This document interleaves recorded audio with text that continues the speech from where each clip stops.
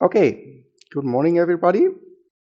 Before we start with the lecture, two announcements. I organized three talks for this semester and all about, of course, economics in general, and of course, um, about economics in a crisis situation.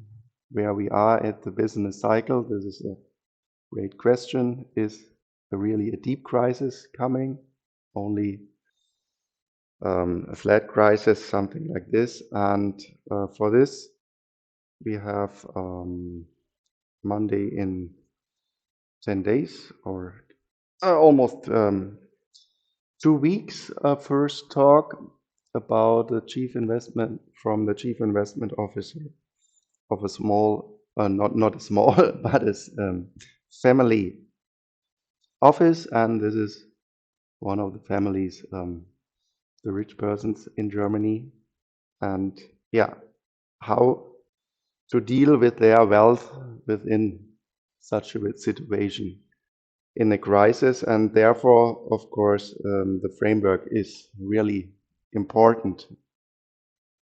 Where is the economy in general going? And then you decide if you invest more in stocks or more in bonds. So this is one of the general question. And this question, of course, depends on your point within the business cycle we talked last week about.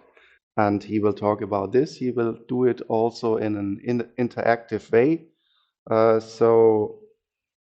Yeah, you are welcome. Monday morning, I know, but if you have time, you are really welcome to join.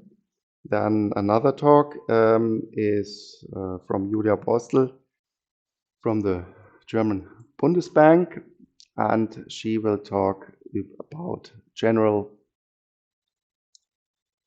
questions of monetary policy. And of course, monetary policy is in a situation like this also really interesting, since you have to think about we maybe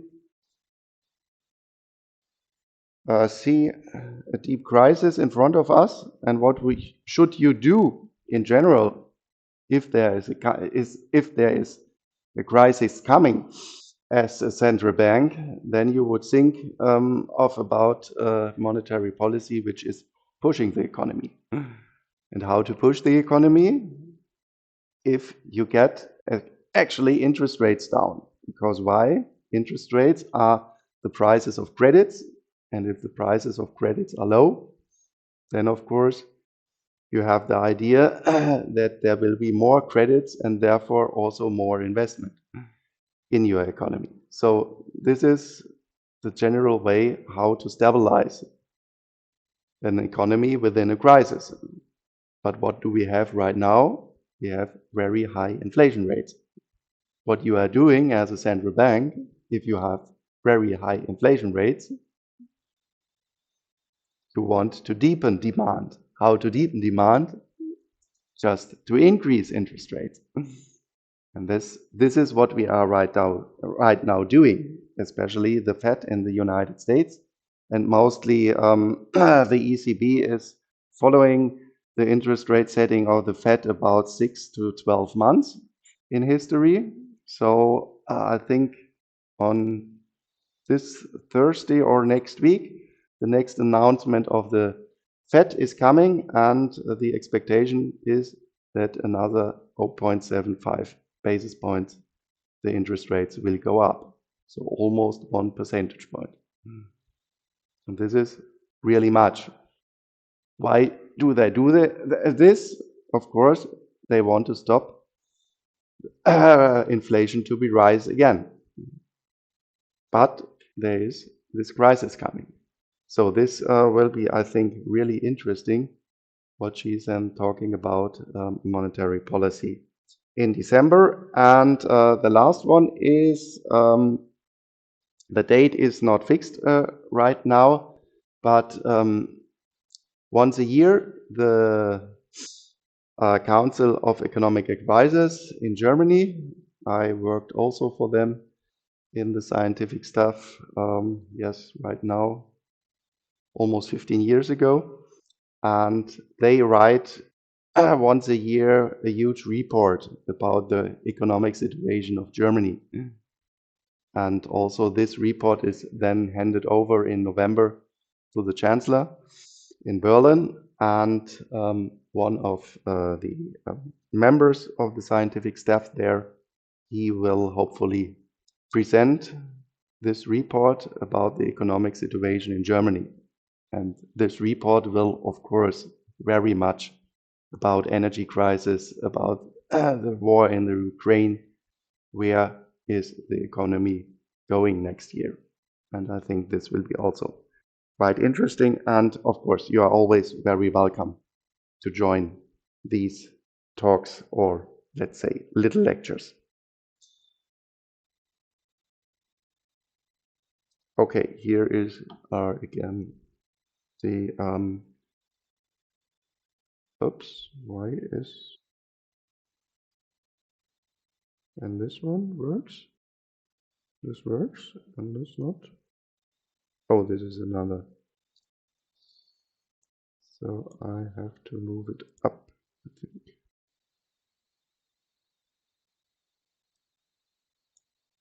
So now you see the whole information, the detailed information. Especially here, we are in the main building in lecture hall MO2. MEO2, I think you know it already. Okay, so then we will start with our lecture today. Of course, we have already talked about the business cycle and, well, in general, what is the task of forecasters is especially to find, oops, where are these turning points. So if you are able to forecast, well, we are in a boom, everybody is happy, the economy is performing very, very good, and then you are the first person who says, well, maybe in 6 months the economy is going down. And then, of course, if you are right, then you have made the right investment decisions. So this is the hard task. Well, let's say if we are here in the time of expansion and everything seems really in that way, so let's say a more or less a boring situation within the economy, then almost everybody is right that maybe the next 6 months or the next year the expansion goes on. But here, if you are here, the person who at first sees the downturn, then you are the man or the woman, and also in this part here. In the crisis, if everybody says, well, it's really hard, I don't know what happens in the next years, unemployment is high, and then you are the first person who says, well, the next quarter, the next 2 quarters, the economy is going up, I start to invest right now. And then this is what forecasting is about. And this is also in general what I hope is this lecture in general about. Because I want that you, after this lecture, are more or less able to judge by your own the general economic situation of our country, the world, Europe, what else. So that you have really a logical judgment about where is the economy going. This is what macroeconomics is about. That you are not really surprised if you are in a medium-sized enterprise in 2, 3, 4 years or something like that. And maybe you are working there in the management, in the strategic decisions or operative decisions. And then you see, okay, my little company is performing quite well. But then you see the general economy is going down. And this, of course, influences then, of course, also you in your medium-sized enterprise. And if you then can say, well, I'm not surprised that something of the framework is changing, then I think you are in a good position to drive your company through the business cycle. And this is what macroeconomics is about. So let's say the task of the forecasters is to find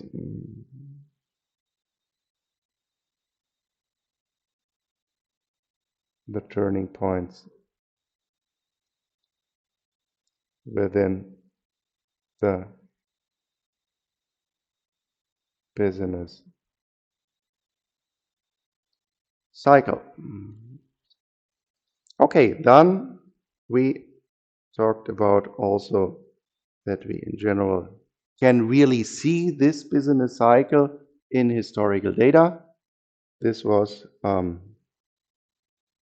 this example of Germany, and of course, maybe without these crises because of the unification, you find, of course, the other five, at least five situations of a crisis in almost every developed country in the world in the last 50 years.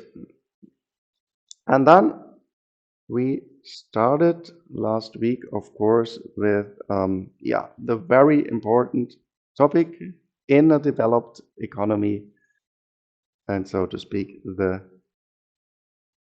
topic of what is money about, why do we have money, and there we started with the properties of money, of course.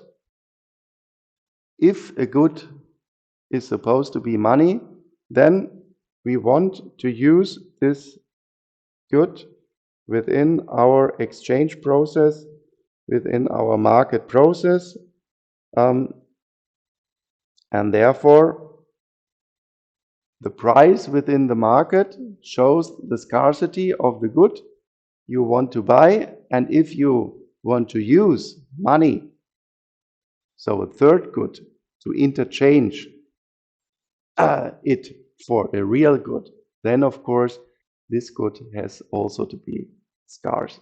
And therefore, if you take just grass or something like this, and they, well, this bushel of grass, and I want to have the chair for 5 bushels, this won't work, because here in in our region, grass is not really scarce. And also, grass has also one property not, and this is storability. Because in,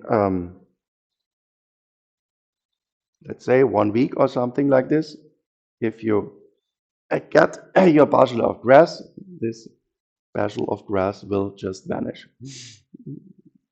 And what you also need, of course, is when you want to use this in the interchanging process, that everybody is valuing this good in the same way.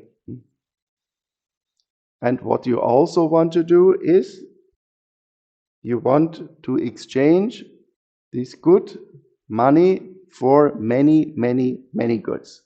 So what is behind this? The exchange of 2 other real goods. Let's say a chair against a liter milk. A liter milk against a car against the next holidays, and so on and so on and so on. So you have very, very, very much relations you have to show with your medium of exchange with money, because a car against a liter milk is 20,000 against 1. A liter milk against the share is 50 to 1. Longer holiday against the car is 1 to 7 or something like this. So all these relations you you need money to show also these relations with your general good of exchange with money, and therefore this good has to be highly divisible. And the last one is, of course, the interchanging something. So I have this property. This good has to be the property, has to have the property of transferability, that you can really hand over it from one person to another person. Well, and if we go into history, then of course we can say gold has all these properties. Especially, I don't know why, because as a metal, gold has not really a good functionality. You cannot really build anything with gold because it's not very hard. But because it's not very hard, it is easy to it is highly divisible. So you can easily make coins out of this. Good. And I don't know why. Also, if you go to history and if you go to all different regions in the world where the cultures has developed, South America, Africa, Asia, Europe, always human beings say that gold has really a high value. And therefore, we can say that, or we can understand that gold was more or less the first good where we invent something like a modern kind of what we now call money. So, and if we take these properties, then we can look at the functions of money for what we are using money. And this is, of course, we are using money as the general medium of exchange, divisibility, scarcity, equality, transferability, all this we need that this good functions as a medium of exchange.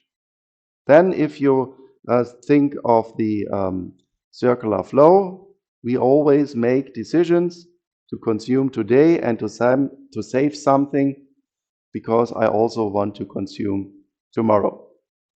And for this, of course, I use money as a store of value. And of course, in general, think of the GDP. This is our general unit of account. Let's have a deeper look. Why do we are using this good as a medium of exchange? Of course, this highly reduces our transaction costs within the exchange process. Why is it the case? Well, if we don't have money, and let's say you want to change, or you want to have 4 liters milk because you are thirsty, and you have built a chair. What do you have then to do? You have to go with your chair to another person who has the milk.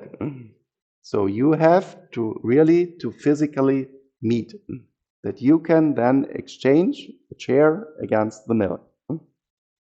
So always you have to have these coincidence between the preferences of two persons. And also, if you meet, so you have to meet locally and you have to meet at the same time. So you have to have without money?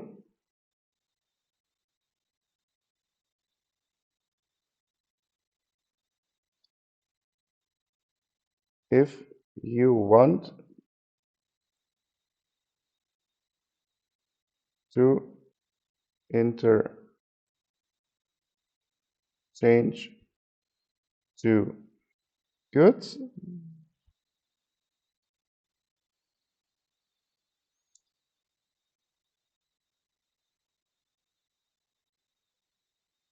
you have to meet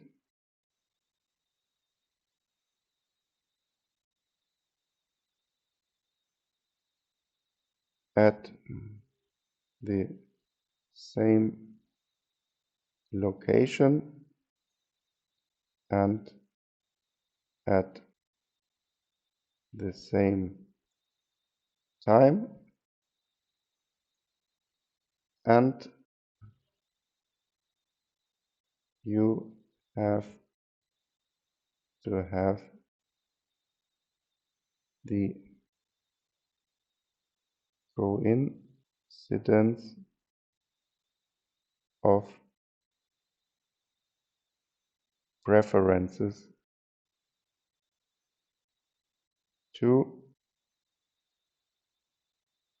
exchange these goods. So also these two people have to meet. One guy wants a chair and the other guy wants the milk. Well, and this is quite hard that this always happens. Well, if you go into history, then what we created before we had money, well, general large marketplaces. Like we have this still marketplaces for food 1 or 2 days in the week. So this is maybe the old location and the old point in time where you maybe then could directly interchange real goods without money. But then you think, well, always to have these properties, this is quite hard, and therefore human beings invented money, because now what can you do? Let's say we have a person A, B, and C, and A produces good alpha, so A, B, C are persons, and alpha, beta, gamma are goods. So now we can think, so of course, A produces alpha, B produces beta, and C produces gamma. And now we can think that, let's say, B wants alpha, C, so now we start in this way. We say B wants alpha, so C wants beta, and A wants gamma. So what is the situation? Now we don't have these coincidence of preferences. And if you now want to interchange these goods, even all three people has directly to meet. And then they can talk to each other. Well, let's interchange it just in some kind of a circle. But if you have money, then of course you can say that these two guys, A gives B his good alpha, and B gives A the amount of money he wants.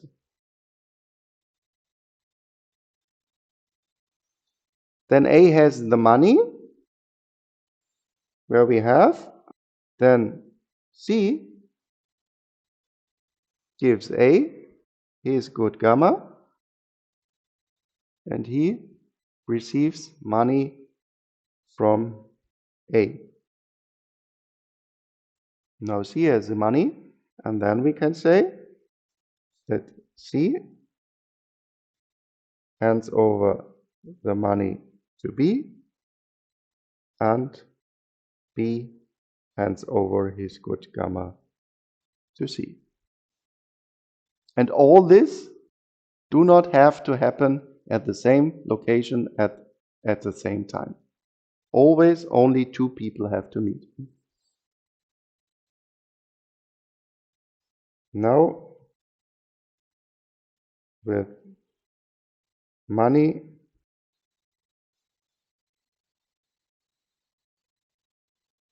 not all people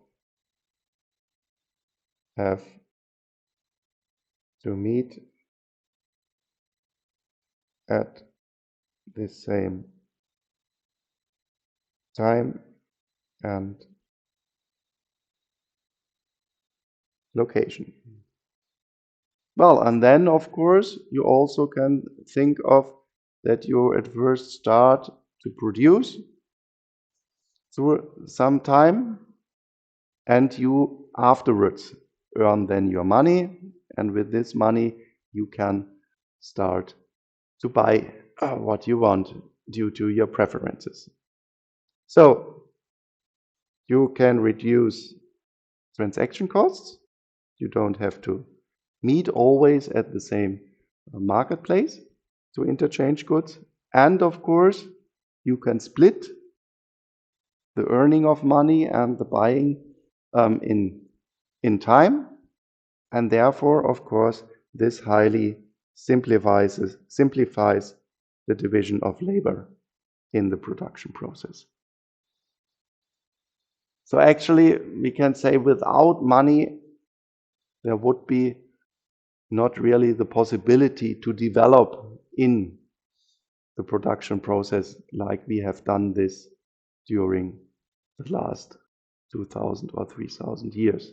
And also, especially if we look then in the time of the Industrial Revolution, so 200 years maybe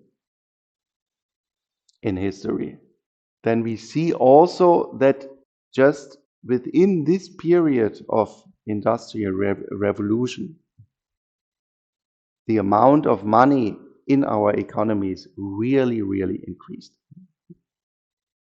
Before this time, we more or less had always these coins, but we had more and more and more goods during the process of Industrial Revolution. And then, of course, we invented that we use not only coins, that we use, of course, also just paper as money. And then time goes on, and right now we use, where do I have it?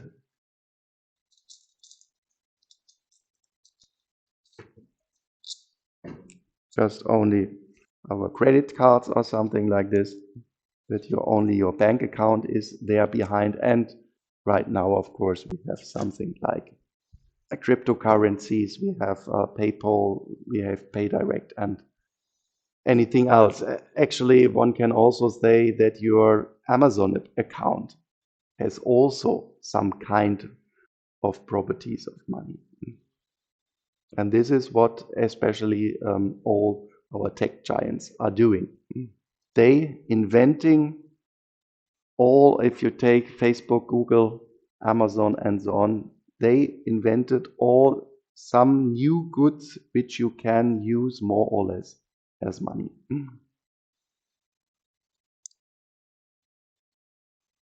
Okay, store of value is, I think, also not hard to explain.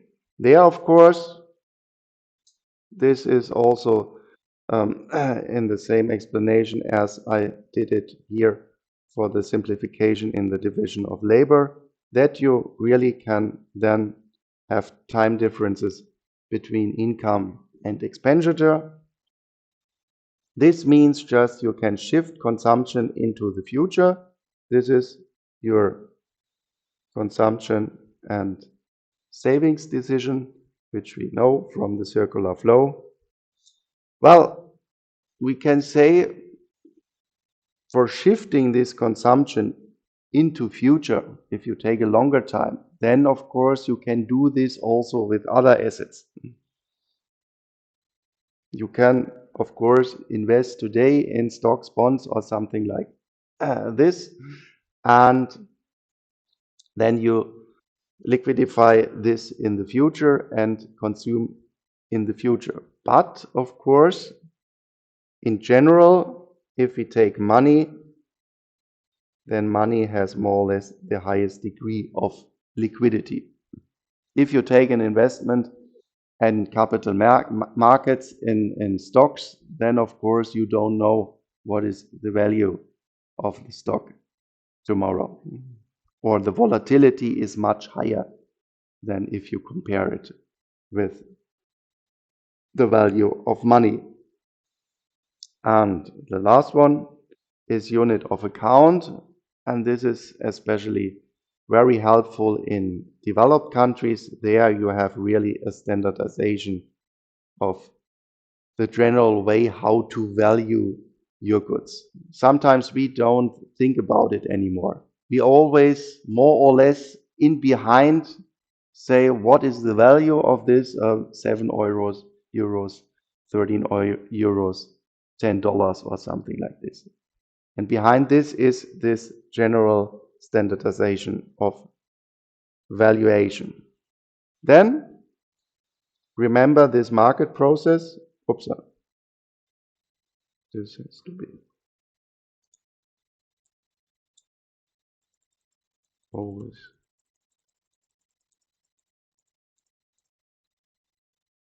that we can express all these different relative prices between real goods, and in the end money is just the basis of our national account system. And for this we can then say that these prices are more or less the weights of our real goods. Take for example the expenditure side.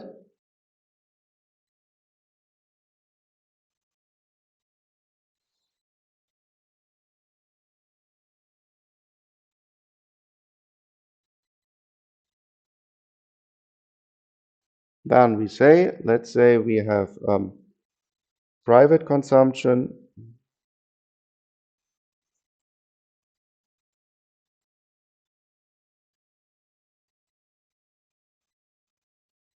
government consumption, we have investment,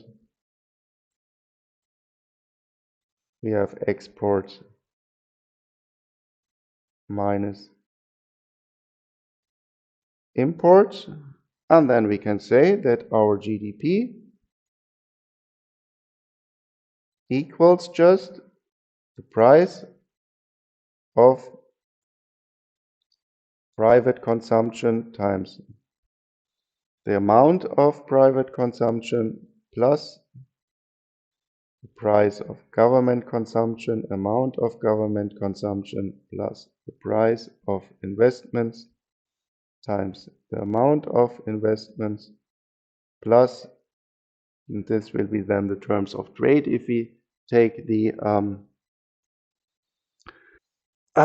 trade balance here. So PXM times exports minus imports. And thus, if you look at this from a mathematical point of view, then you can interpret these prices just as the weights of your real goods.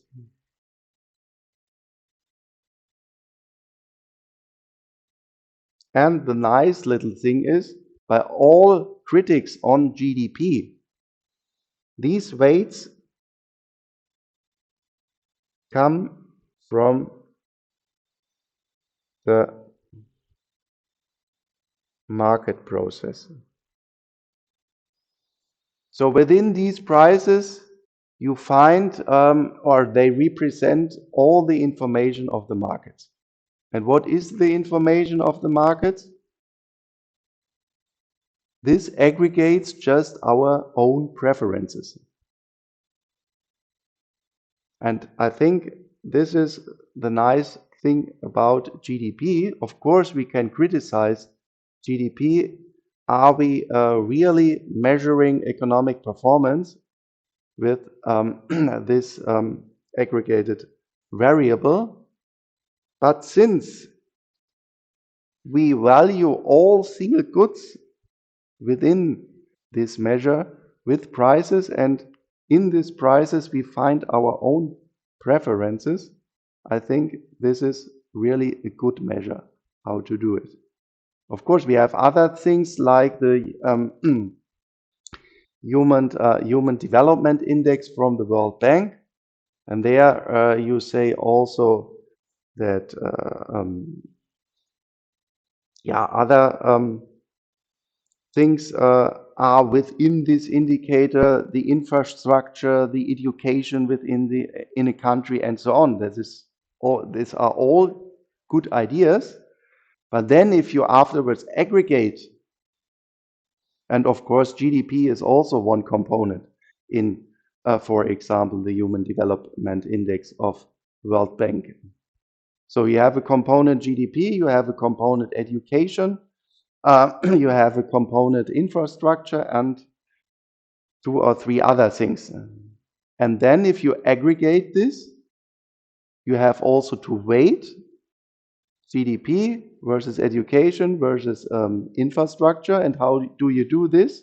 Well, there are coming some experts and say GDP is 50%, infrastructure is 30%, and education is 20%.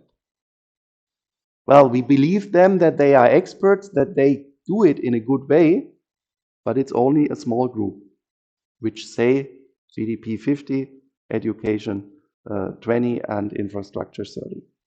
This doesn't come out from a market process, and this doesn't represent the preferences of many, many people.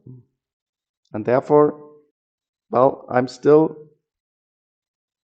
a fan of GDP. I know that that you can criticize it, that you really have to think of, should I really only look at GDP? But I think still it is a quite good measure. Okay, these are the functions of money. And now we want to talk about the demand of money. How much money I want to have and why do I want to have money? Well, and this is, of course, highly dependent on the functions of money. And so, of course, we find for the motives of holding money, so demand for money,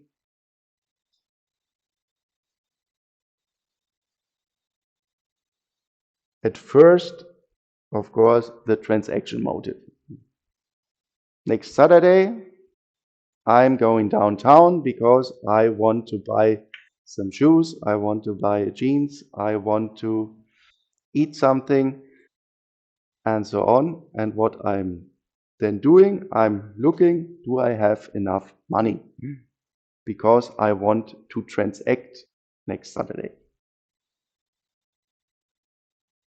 So this is just, I need this liquidity because I have these differences between income and expenditure. I earned something and then I put this money and then I go downtown because I have to have the preferences, have the preference to buy, let's say, 3 or 4 goods. I don't actually directly know if I really buy these goods, but I want to exchange something. And therefore, I hold money for this. The second one, precautionary demand is, of course, because of the general uncertainty of the future, or especially where do I am in the business cycle. If I am in the boom, maybe then I say, well, I will also earn tomorrow enough money, then I do not have to hold that much money. If I'm in the crisis, then maybe I think, oh, I don't know what is tomorrow, so I hold a bit more money. And because of this general uncertainty of economic developments, and of course, because of unexpected expenditures, think especially about your health. You don't know what happens tomorrow. Crossing a street and the car is not seeing you, then maybe you need money the next month. And this is then maybe some example for unexpended expenditures, and therefore, of course, you also hold money. And the last one, and here we come then to the money markets, is the so-called speculative motive. And this is in general, we have money and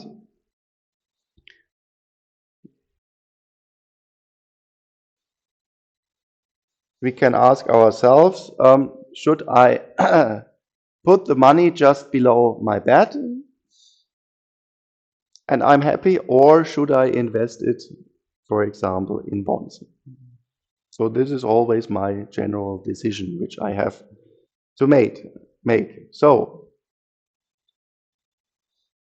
from which variable is this decision dependent? Of course, from the yield of the bonds. What is the yield of the bonds? This is the interest rates. Well, if the interest rates are low, then in general, we would say if we ask 1,000 people, are interest rates rising tomorrow? Then in general, we would expect that more people expect interest rates to rise tomorrow than people say they stay the same or even decline. So the important thing is here, not everybody is expecting the same. We have a little heterogeneity within our market. Let's say from these 1,000 people, 200 of them say interest rates stay the same, but 800 expect that interest rates will rise. And then, of course, we have these anti-proportional dependence between interest rates and the bond prices itself. If interest rates are rising, then bond prices going down. So, if more people think that interest rates are rising, then in general the market expects that more bond prices will decline. What does this mean for my investment decision today? What should I do with the money? If in general I expect that bond prices are falling because of the expectation that interest rates are rising, then I'm not buying today the bonds because I wait for the lower prices. So this means then because of this idea of speculation, I have also the anti-proportional dependence between interest rates and holding money. The lower the money, the lower the interest rates, the more in general will the market expect that interest rates will rise tomorrow, and the higher is the probability that I am holding more money. So the lower interest rates, the more money I hold. So I could then say the preference for liquidity L of I would be negative. Or this is actually, later on we will look also at models. This is the so-called Keynesian argument. But of course, you can also maybe a bit simpler argument or classical argument is one which you can associate with just opportunity costs.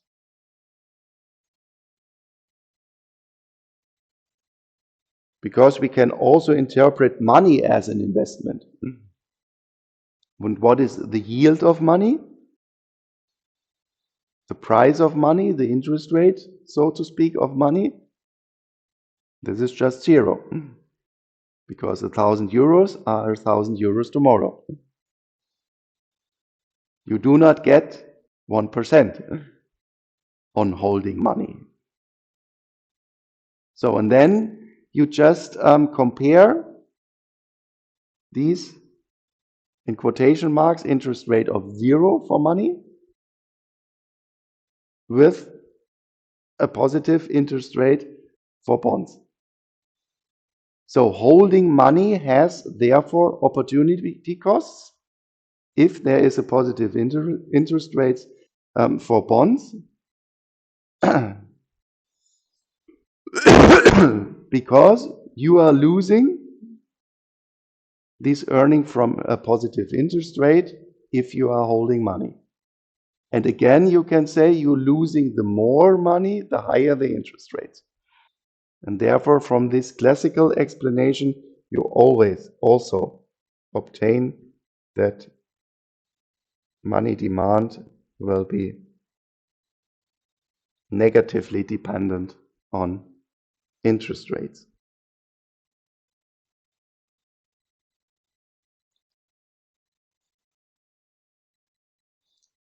And if we take these negative dependence on interest rates and we take also the money demand from transaction and precautionary demand, we obtain then also a dependence, a positive dependence on income.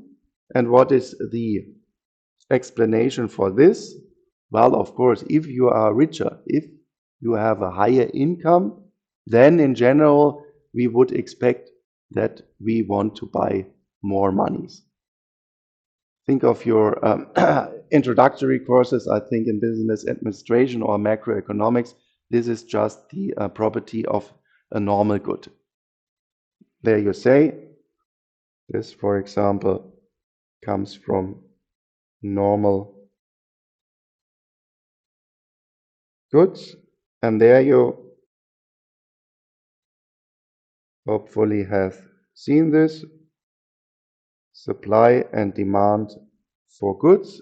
And this demand curve is as an external parameter dependent, or let's say here P1, X1 is a function of P1. This is the downward sloping. And then, of course, you have these external parameters. This would be other prices. There you have, I think, talked about substitution and complementary goods. And of course, it's dependent on income. And here you said the dependence on income. If you have a normal good, then this demand curve would shift outside. And what does it mean?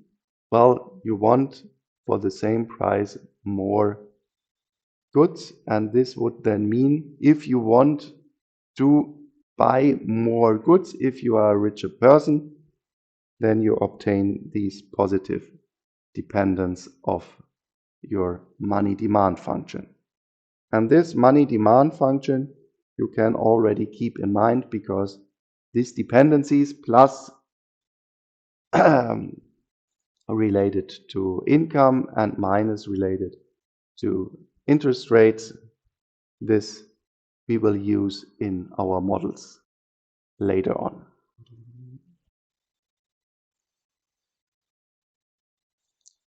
Okay,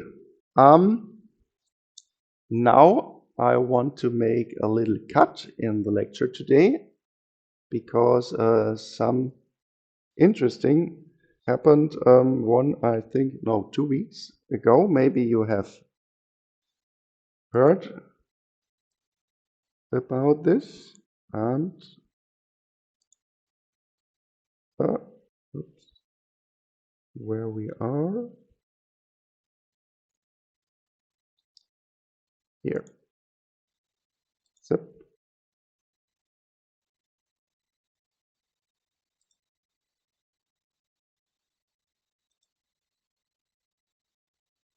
and what I want to do the last 30 minutes today with you is the Nobel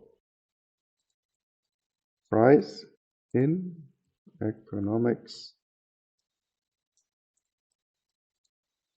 2022.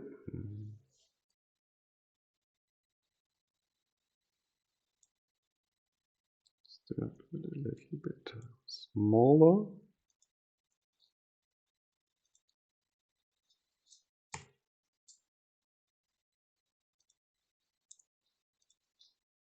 Okay,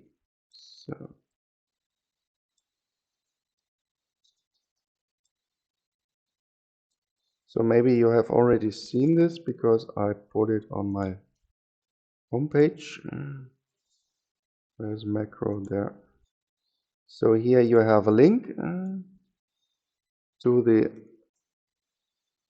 you can see it, yeah, to the page of the Nobel Prize Committee. And does anybody know of you Ben Bernanke? One of the laureates? He was 10 years during the financial crisis the head of the Federal Reserve Bank in the United States. So he was the main man in monetary policy in the world. And yeah, from this we have also the little anecdote that during the crisis he said that you should just fly with a helicopter above your people and put money out of the helicopter, because if you have then more money, what you are doing, you start buying, and this pushes the economy. So sometimes he is called also helicopter Ben. If you just put this in Google, you will find many links due to Ben Bernanke. But I don't want to talk about Ben Bernanke. I want to talk about Diamond and Dipfig, because they more or less receive the Nobel Prize for their famous model of how is it coming to a bank run. And this is, yeah, one of the explanations which we have why the financial crisis 15 years ago has happened. And this is, yeah, I think a really nice little game theoretic model. And this is actually game theory. You would think more or less that this is microeconomics, but of course a bank run is of course macro. And this I just want to do with you today, and hopefully also the guys in the internet will help me. So, Diamond Dipfig model of bank runs.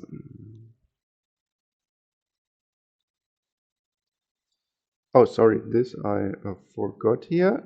If you click on the PDF, then you just come to their famous paper of 1983. And for this, I also want you to motivate that you start reading scientific papers. And I think this you can quite good try to read it. I don't, maybe you don't understand directly everything, but really, I want to motivate you that you also start to read these scientific papers. Okay, what is this model about? We say that we have two agents,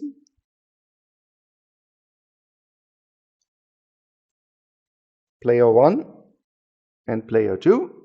They have money. What they do with their money, they want to invest it, and we just say they have the opportunity to take their money to a banking account. So both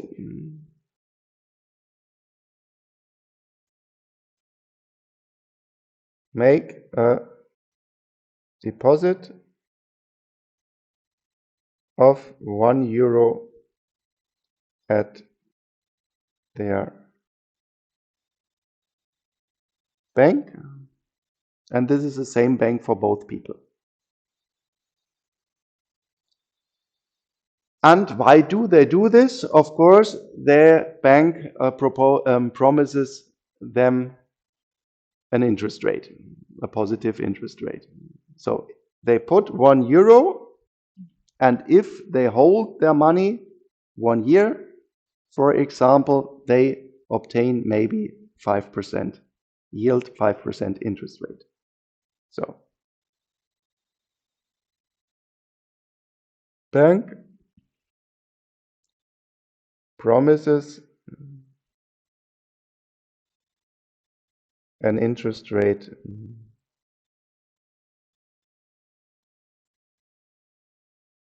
I, for example, I equals 5%. So, and now, business cycle, you have handed over your money to the bank. Maybe we are in the downturn, the crisis is coming. What can happen for with the bank during a crisis, unfortunately?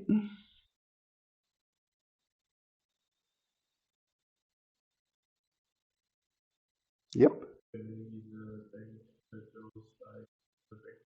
Yes. This and exactly this, we assume there is a possibility that within the crisis, the bank gets bankrupt, and then, of course, we make now the assumption within this situation,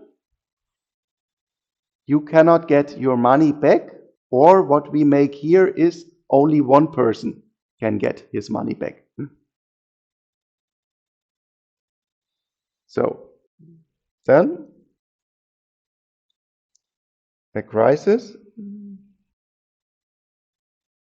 is coming, and it is possible that the bank gets illiquid, and the assumption is now in this situation only one person could get the money back. And who gets the money back? This is just dependent on if you are the first person who is going to the bank within the crisis. So if you are if you decide I go to the bank and want my money back, and you are the first person, then you get your euro and the other person doesn't get the euro. So this is just an assumption that you get with a probability of 50% your money back. So only the first person gets the money back, and then, of course, with 50%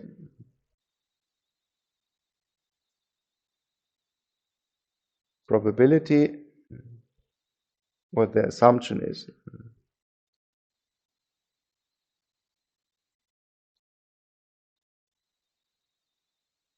Assumption, probability,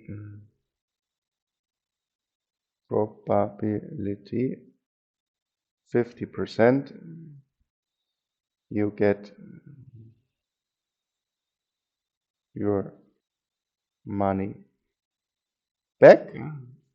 And if we think of, we are going through the business cycle, after some time we went through the cycle, and if nobody wants his money back, then the bank can overcome this situation of illiquidity, because in general the economy performs now better again, and then everything is fine. And if nobody runs to the bank, after some time we will just get our, where I have it written here, everybody gets his interest rates. But if in between some guy wants his money back, then the bank becomes illiquid. Becomes definitely illiquid. Yeah, this is then the assumption. So if nobody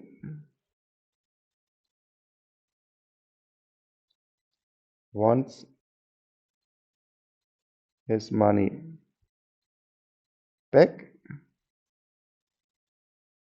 the bank overcomes the situation of illiquidity and both obtain the interest rate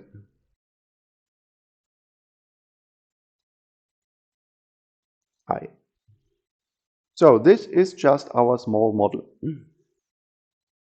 And now we ask ourselves, what happens? So at first, let's take the classes of player one. What I'm doing to give or to hand over €1 to the bank.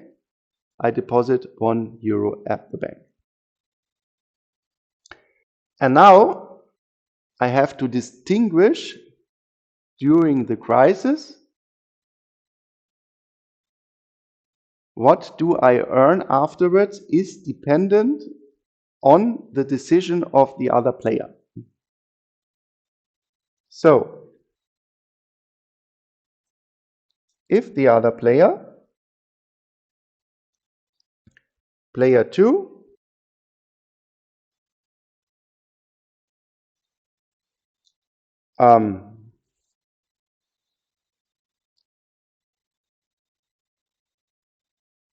plays T, and T means take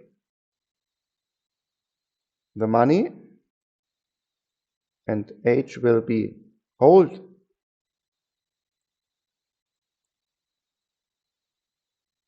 the money. So if player 2 plays T, he runs to the bank What happens then if I myself, P1, place also T, then we had made the assumption with 50%, I'm the first person and I get my money back. So my payoff will be 1/2 expected payoff. Okay? €1 deposit, both are running to the bank. The person who is first knocking at the door gets his money back. I'm with 50% the first person. Therefore, expected payoff is 1 is 1/2. If I decide P1 to hold my money, what happens? The other guy is running to the bank.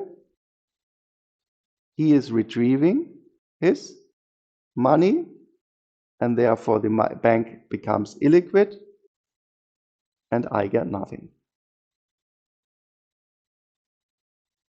My payoff in this situation, if I decide, given the decision of the other player is taking his money and I'm holding the money, means that I get nothing. So it is everything what we are doing right now is hypothetical. This doesn't mean that this happens, but if I think he is doing this and I'm doing that, then I get nothing if he takes the money and I hold the money. So what else? Of course, I can assume that player 1 is holding his money. What would be my payoff if I, or the first one, yeah? Oh, sorry, yeah. This should be, of course, player 2. If I play T,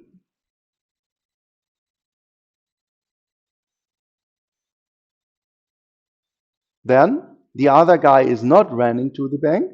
I'm running to the bank. Then, of course, I'm the first person. Then I get just my euro back. This was the assumption. So payoff is 1. And if both hold their money, then we are going through the business cycle. The bank can still work because they have still €2 to work through the crisis. And after that, everybody earns the interest rate I. So I get my euro back plus interest rate I. So my payoff in this case would be 1 plus I. So this is, oops,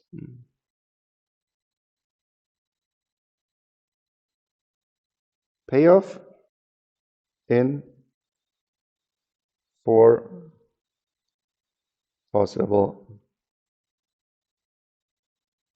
scenarios.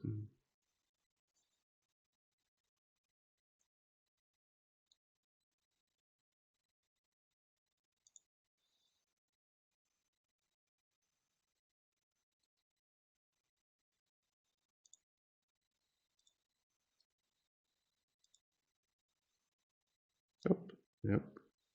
So other way around. So, and this I need. These are all we do not need. So now we see that this a model is constructed perfectly in a perfect symmetric way. So we can also think of what is the situation here for P2. P2 can think about the same different scenarios, and then he obtains the same payoffs here. And then we can summarize this, and maybe you have seen this already in a matrix. So what do we have? We have two strategies: hold, taking money, hold, taking money.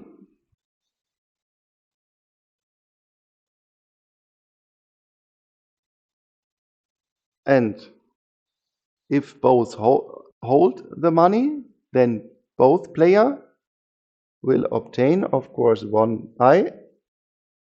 plus I, because nothing happens to the bank. If player 2 takes the money and player 1 holds the money, then the payoff for the first player is nothing, because player 2 takes the money and therefore the bank becomes illiquid during the crisis. But the second player gets his money back, so we have a payoff of 1. What do I have to write in the second line?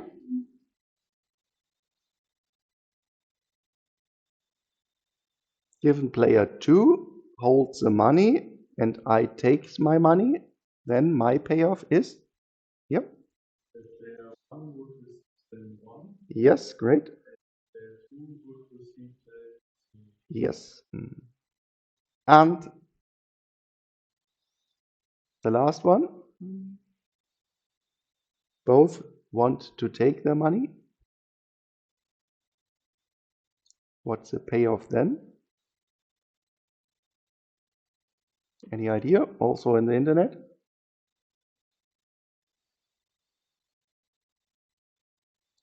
Both people are running to the bank. What happens? Yeah. Yes. It's 50-50. So we have, yes. And therefore, this was our assumption that with 50%, I'm the first person. So I get both get an expected payoff of 1/2.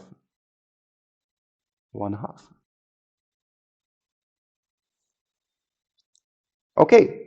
And now, have you already heard of the Nash equilibrium concept?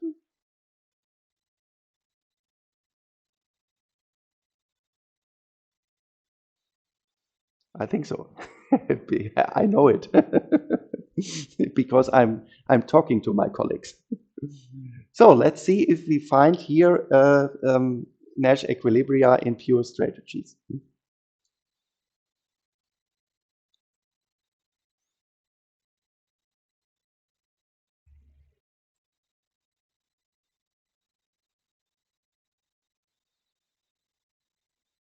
What do we have to do?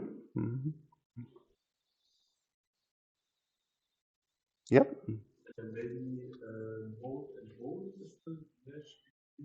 Great.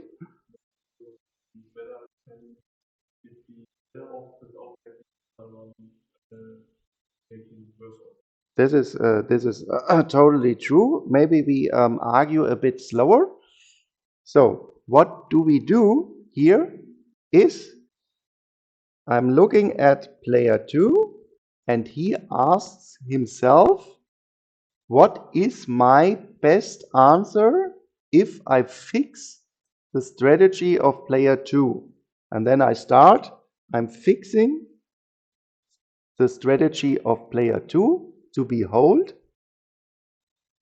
This means now only the first payoffs, only these first payoffs in the first column are relevant for me.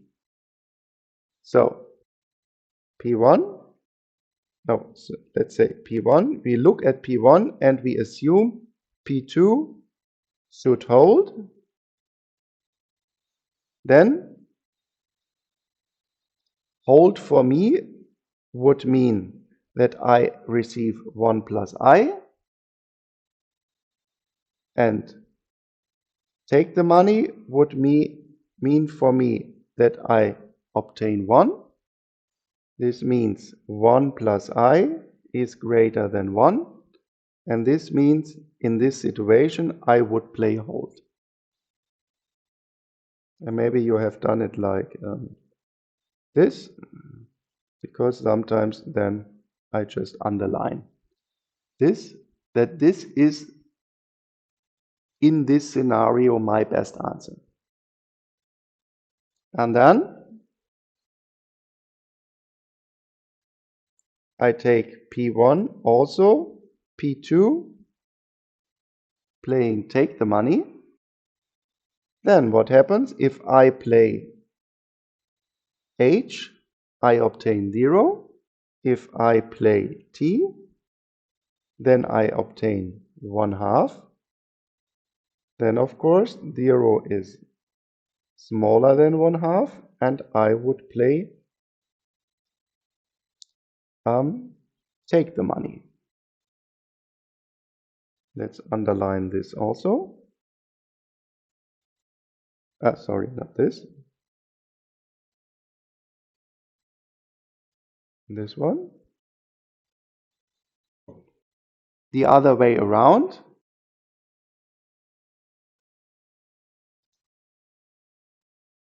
Doing the same for player 2.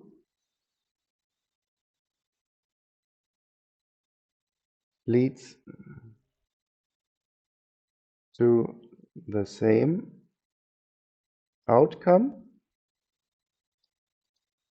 because the game is symmetric.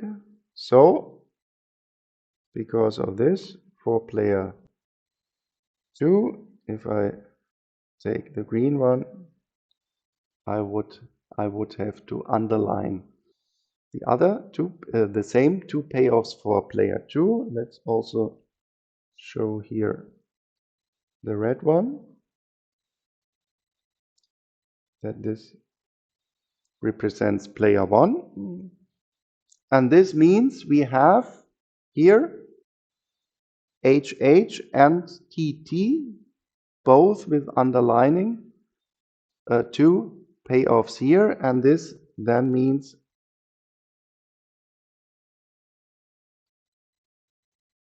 that these two are Nash equilibria in pure strategies. Well, and what we see, we have one equilibrium in pure strategies which would represent the bank run. And yeah, for today we are running out of time, but what we already see is that by rational thinking of both players, there is the possibility that we are ending in a bank run. Well, the game theory now doesn't answer us in which equilibrium we in which equilibrium is selected, but we already see here that a bank run is possible. And then the rest we will do on Thursday. You can maybe already think of it. Maybe you can also have a little look into the internet. You will, of course, find many things about this famous diamond dipfig model, especially since they received the Nobel Prize just 2 weeks ago. There's also a third Nash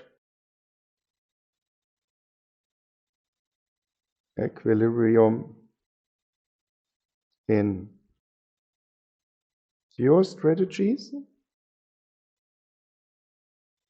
What is a, not pure, mixed, sorry.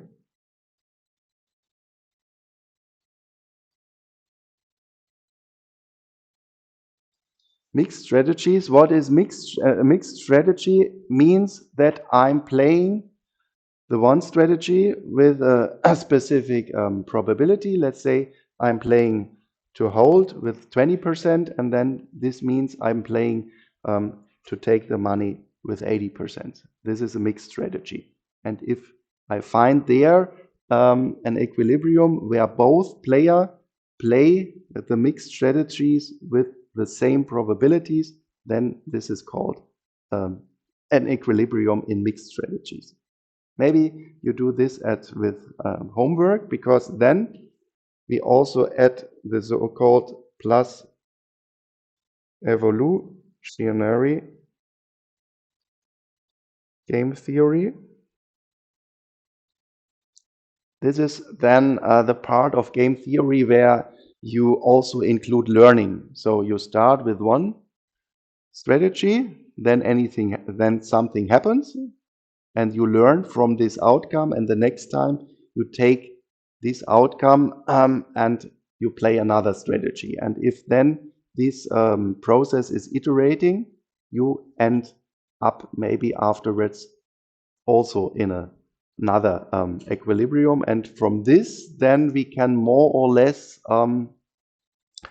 estimate the probability that in this situation happens a bank run. And this is what the Nobel Prize is about this year. Okay, then some homework for Thursday, and let's see then.